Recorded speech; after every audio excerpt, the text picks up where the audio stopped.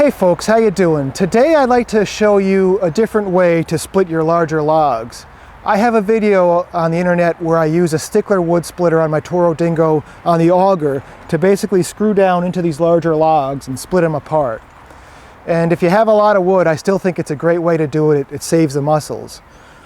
But if you don't have a dingo, and we don't all have a dingo, or you just enjoy the sportsmanship of splitting wood, I just wanted to give you a different way to split these larger logs.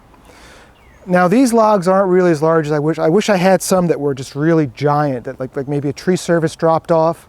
This is as big as I've got. So if you're watching this video going, well, you know, just use your maul and cut the edges, you're absolutely right. I definitely would do that for logs like this. And this guy here, these are both ash. Ash splits pretty nicely.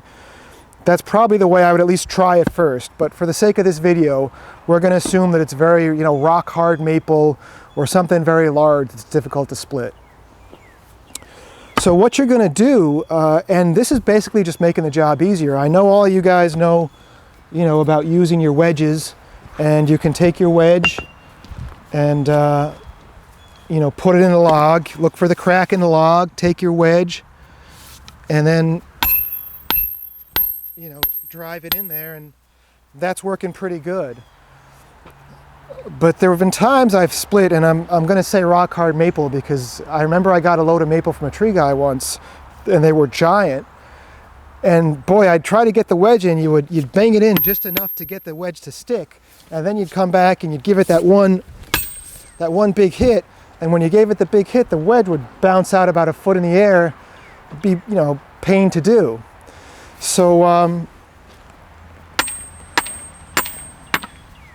what my neighbor pointed out was that, you know, when you get those really monster-sized pieces of wood, to just take the chainsaw and put some cuts in the wood where you want it to be split. And I'll say again, I wouldn't do this with every big piece of wood, but if you have maybe one that's down by the ground where the grain gets kind of twisted, or there's some knots in there, you know, this is a way that those really big ones that, you know, for me, I'm just like, God, that's going to really stink. You can, you know, cut in a couple spots, maybe like 3 or 4 inches deep with the saw.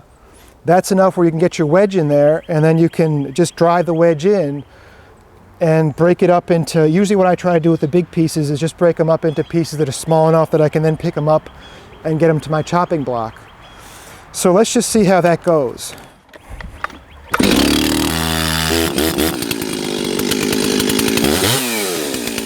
So I've got a crack coming this way and a crack coming this way, so I'll see if I can just open that up a bit.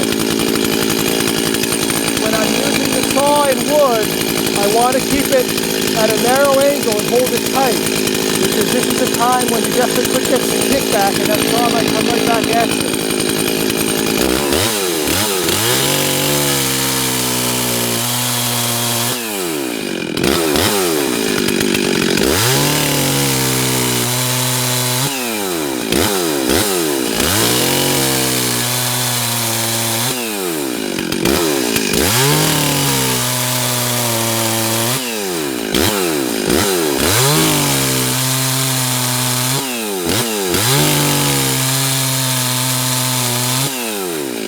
So now that we've got our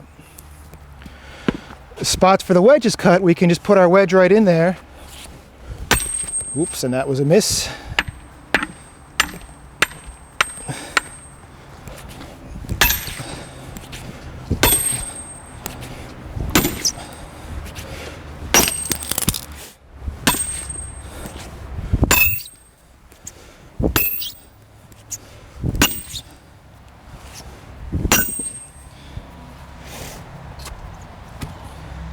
And that one's been started.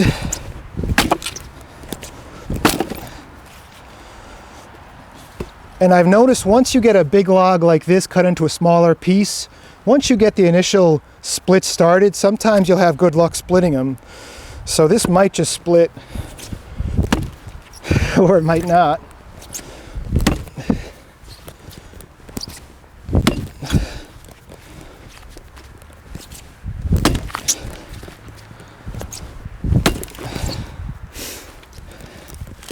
So there we go. So now we got that split to a size that we can get it to the pile.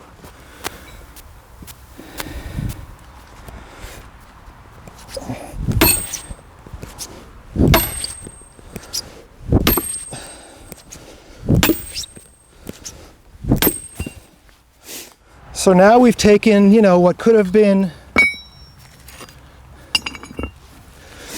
you know, this looked pretty imposing when it was down on the ground, and even if it was larger, and now we've got it broken up into pieces that we can very easily either carry to the chopping block and split right away, or just put these in a nice pile so as the season progresses we can just take them off like normal sized wood.